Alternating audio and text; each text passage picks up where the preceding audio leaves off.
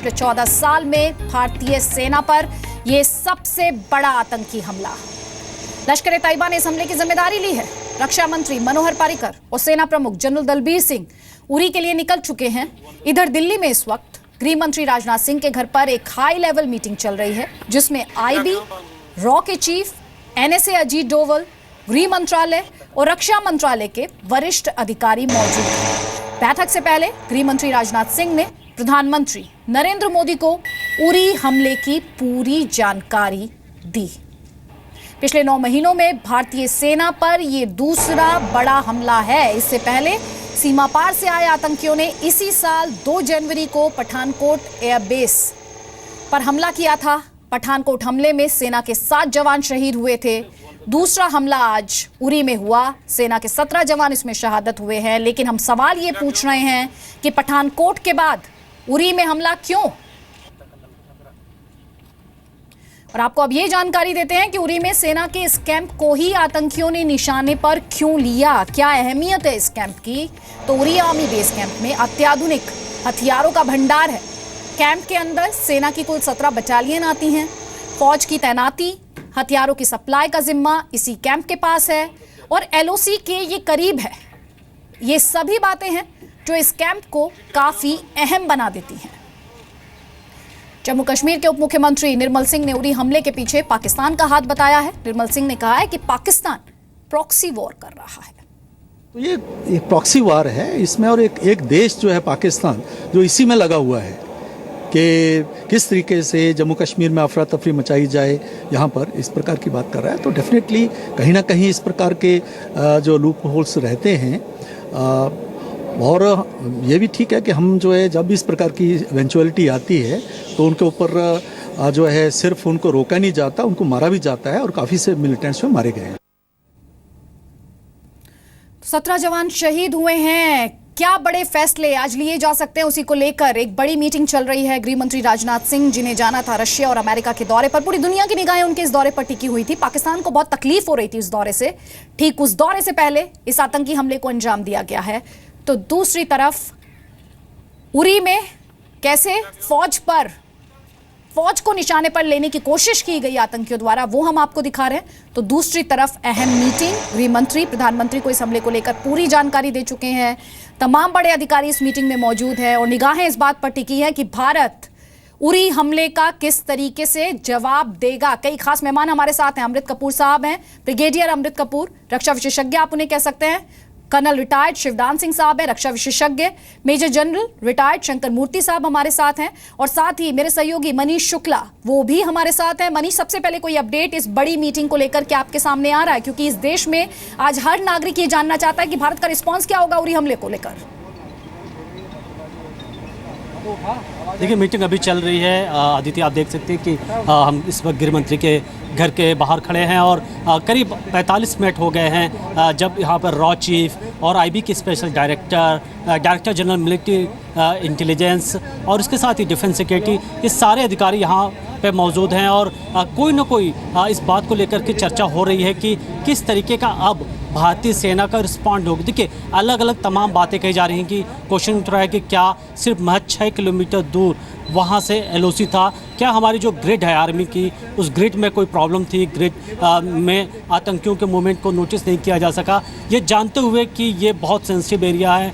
और उसके बाद क्या यूनिट एक दूसरे से जब एक्सचेंज कर रही थी तो क्या इसके इंटेलिजेंस एक तरीके से इसकी इंफॉर्मेशन लीक हो गई थी। और ऐसे वक्त में जो ये पूरा चुना गया हमले का तरीका, आतंकियों के पास से तमाम तरीके के इक्विपमेंट्स मिले हैं जो काफ़ी हाईटेक है, ये कहा जा रहा है, और उसकी मदद से वो यहाँ पर आए थे। तो ये सारी चीज़ों का एनालिसिस हो रहा है और उसके बाद ये फैसला किया जाएगा कि अब आर्मी कैसे अपने कैंप को भी मजबूत करे और उसके साथ ही जो ऑपरेशन है बॉर्डर एरिया पे वो और ज़्यादा तेज किया जाए ताकि ऐसे घुसपैठ को रोका जा सके।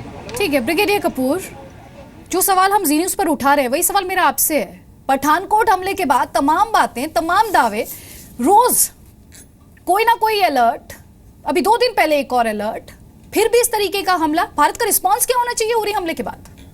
देखिए, जो मेन चीज़ है जो हम लैक कर रहे हैं वो कंसिस्टेंसी इन द पॉलिसीज़, और वो वेरी करती रहती हैं। और उसकी वजह से कोई भी मैसेज जो पाकिस्तान को है वो नहीं जाता, प्रॉपर मैसेज। और हमारा एम ये होना चाहिए कि जैसे कि वो आतंकवादी कार्रवाइयाँ हमारे क्षेत्र में कर रहा है, हम उसको उसके क्षेत्र में लेके जाएं और उसको क्षति पहुँचाएँ, इतनी क्षति पहुँचाएँ कि वो उसकी अटेंशन उस साइड में डाइवर्ट हो। अभी वो जो चाहता है हम उसी तरह से उसकी प्लान्स के अंदर हम निपटे जा रहे हैं। तो जब तक हम कोई ना कोई प्रोएक्टिव स्टांस नहीं लेंगे और कोई ऐसे एक्शन नहीं लेंगे कि जो कि पाकिस्तान को पिंच करे, तो ये तब तक वो कार्रवाई करता रहेगा और हमें इसी तरह से नुकसान होता रहेगा। और दूसरी चीज़ ये है कि जो मैंने पहले कहा था, कंसिस्टेंसी इन योर पॉलिसीज़, उसके अंदर अगर आपने JNK के अंदर ये सोच लिया है कि अभी हालात ऐसे हैं और वो जो आपने ग्रेजुएटेड रिस्पांस किया था, पहले पुलिस और फिर CRPF फिर BSF उसके बाद आर्मी, उसके अंदर इन लोगों को बहुत समय मिल गया है। ये होना ये चाहिए है कि अगर आपने सोच लिया है कि कुछ सिचुएशन बियॉन्ड है इनकी कैपेबिलिटी के, तो आपने इमीडिएटली जो आर्मी है उसको डिप्लॉय करना चाहिए था। मैं आपको ये बताना चाहता हूँ कि यहाँ पर जो ये हमला हुआ है ये क्यों हुआ है, जो हिंटरलैंड के अंदर हमारी जो आर्मी की डिप्लॉयमेंट नहीं है, अभी ग्रिड सिस्टम एस्टेब्लिश नहीं हुआ है। ये जब अगर JNK आर्मी को दिया जाता है तो उसके अंदर फिर हम हिंटरलैंड के अंदर भी ग्रिड सिस्टम इस्टेब्लिश करेंगे और फिर हम ऐसी कार्रवाई कभी नहीं हो सकेगी। तो अभी ये हौच पौच है, उसकी वजह से इन लोगों ने इस चीज़ का फ़ायदा उठाया है। और जैसे कि 2 यूनिट्स हैंडी टेकिंग ओवर कर रही थी और उस समय हमारे पास इतनी नहीं होती है जगह कि उनको बैरक्स में रखा जाए या सिक्योर्ड प्लेसेस में, तो उसमें टेंट लगाए जाते हैं। ये बड़ी रूटीन चीज़ है, कोई ये आज पहली बार ही नहीं हो रही है। ये जब से आर्मी वहाँ पर डिप्लॉयड है JNK में, वहाँ पर यूनिट्स रिलीव करती रहती हैं और ऐसी चीज़ होती है। और ये एक और चीज़ बताना चाहता हूँ कि ये खबर आप छुपा नहीं सकते। अच्छा। क्योंकि ये सभी के निगाहों के नीचे हो रही है। ये जो बटालियन हेडक्वार्टर है और 12 ब्रिगेड हेडक्वार्टर है, ये नेशनल हाईवे के ऊपर लोकेटेड हैं। ये वहां से हर एक चीज दिखाई दे रही है, गाड़ियां आ रही हैं, ट्रुप्स हैं, कंसंट्रेशन है, सारी इन चीजों को आप हाइड नहीं कर सकते हैं। तो ये कोई इंटेलिजेंस फेलियर नहीं है मेरे हिसाब से, कोई जी ये उनको पता है। लेकिन अगर कोई आदमी आके मरना ही चाहता है वो सुसाइड करके, तो वो कहीं पर भी जाकर नुकसान पहुंचा सकता है। ठीक है सर। और रक्षा राज्य मंत्री सुभाष भामरे क्या कह रहे हैं वो सुनते हैं। सुबह 5:30 बजे उरी सेक्टर में मिलिट्री बेस पे टेररिस्ट अटैक हुआ और ये रियर सेक्शन में हुआ जहाँ पे एडमिनिस्ट्रेटिव सेक्शन था। और फायरिंग की वजह से टेंटों में आग लगी और वहाँ की बिल्डिंग में आग लगी। अनफॉर्चुनेटली हमारे 17 जवान शहीद हो गए हैं और 4 टेररिस्ट मारे गए हैं। और 8 बजे के बाद फायरिंग बंद हो गई है। अंदाज़ा है 4 ही टेररिस्ट होंगे और सभी का उनका खात्मा कर दिया गया है और we are rushing to the valley. Colonel Shivdan, हम सभी इस समय बहुत इमोशनल हैं। हमारे को लगातार रिएक्शन मिल रहा है। ट्विटर पर लोग कह रहे हैं कब तक मीटिंग्स होती रहेंगी, कब तक हमारे जवान ऐसे ही जान देते रहेंगे, शहीद होते रहेंगे, पाकिस्तान को हम मुंह तोड़ जवाब कब देंगे, क्या ओपन वॉर का वक्त नहीं आ गया? इस समय इमोशंस बहुत ज्यादा हैं क्योंकि बड़ा आतंकी हमला ये हमारी फौज पर है और एक तरीके से कहा जाए ये भारत पर हमला है। अगर आप भारतीय फौज पर हमला कर रहे हैं, आप भारत पर हमला कर रहे हैं, आप इस देश पर हमला कर रहे हैं। हमारा रिस्पॉन्स क्या होना चाहिए कि आगे इस तरीके के हमले ना हो, पाकिस्तान को वो मैसेज जाए जिसकी जरूरत है? देखिए, जैसे मैंने पहले कहा है, पाकिस्तान एक फेल स्टेट है, तो वो तो आपको ड्रॉ इन करना चाहता है ओपन वॉर में। वो खुद पूरे टोटली बर्बाद हो चुका है, आपको ड्रॉ इन करना चाहता है ओपन वॉर में, और ओपन वॉर में ड्रॉ करके अपने एक्शंस को जस्टिफाई करना चाहता है वर्ल्ड को कि देखो इंडिया की डिजाइन हम पर अटैक करने की थी। जिस तरह से वो टेररिज्म हमारे कंट्री में चला रहा है, हमें भी उसी प्रकार से उसके कंट्री में उसको कंपेल करना चाहिए। हमें भी अपने सर्जिकल स्ट्राइक्स की बहुत पहले बात हुई थी। एक्सपर्ट्स, डिफेंस एक्सपर्ट्स ने यह तय किया है कि आजकल ओपन वॉर्स का जमाना जा चुका है। आजकल ज्यादातर लड़ाइयां इसी तरह लड़ी जा रही हैं। देखिए, ISI और CIA ने मिलकर के रशियन आर्मी को अफगानिस्तान से इसी तरह के तालिबानी अटैकों से वापस कर दिया था। हमें भी इसी तरह से पाकिस्तान को कंपेल करना चाहिए कि जिस तरह से वो हमारे कंट्री में अपने टेररिस्ट भेज करके हमें ब्लीड वाइट कर रहा है, हमें जगह जगह घाव दे रहा है, इसी तरह उसे भी हमें पे करना चाहिए। जिसके लिए हमने सर्जिकल स्ट्राइक्स की बात हमारे इंडिया में काफ़ी पहले हुई थी। इस तरह की सर्जिकल स्ट्राइक्स को हमें एक्सप्लेन, अपना कंसेप्ट को और क्लियर बनाना चाहिए और इनके खिलाफ हमें एक्शन लेने चाहिए।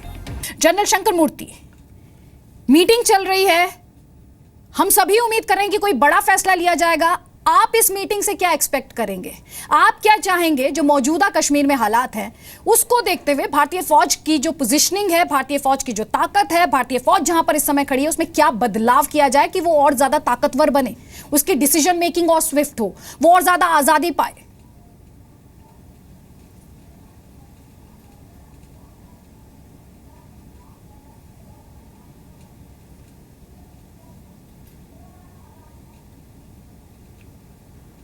भाई आज तक हमारा रवैया क्या रहा है? पाकिस्तान हमें एक थप्पड़ देता है एक गाल पे, तो हम दूसरा गाल दिखा देते हैं, दूसरे गाल पे थप्पड़ लेते हैं। अभी हमारे पास कुछ ऑप्शंस हैं, तो मीटिंग में यही विषयों पर चर्चा हो रही होगी। पहला ऑप्शन ये होगा कि भाई थप्पड़ का जवाब थप्पड़ से दिया जाए या ना। दूसरा ऑप्शन ये है कि थप्पड़ का जवाब मुक्के से दिया जाए या नहीं।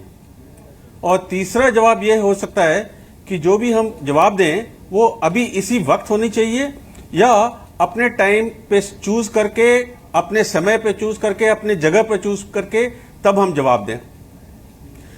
आज तक तो क्या हो रहा है कि हमारा जो है रवैया यही रहा है कि ठीक है, अब जो हो गया सो हो गया, इसको बर्दाश्त कर लेते हैं और आगे हम कभी अपने टाइम और अपने जगह पे इनको मुंह तोड़ जवाब देंगे। पर आज तक हुआ नहीं है ये, इसीलिए ये जो डिलेड एक्शन वाला जो रिस्पांस है, ये डिलेड एक्शन वाला रिस्पांस हो नहीं पाएगा, क्योंकि जब भी डिलेड एक्शन होगा तब हम एग्रेसर माने जाएंगे। तो सही इसका रिस्पांस यही है कि जब सिचुएशन होती है, जब एक्शन होता है, तो उसी टाइम मुंह तोड़ जवाब देना चाहिए। और जो उन्होंने हम पर किया है उसका उनको डबल या कई गुना महंगा पड़ना चाहिए। हम सब जानते हैं कि मुजफ्फराबाद की दिशा से आ रहे हैं और फिर भी हम मुजफ्फराबाद की दिशा में हम नहीं जा रहे हैं, क्योंकि हम इंटरनेशनल लॉ का उल्लंघन नहीं करना चाहते। कब तक हम अपने आप को बांधा रखेंगे? ठीक सर।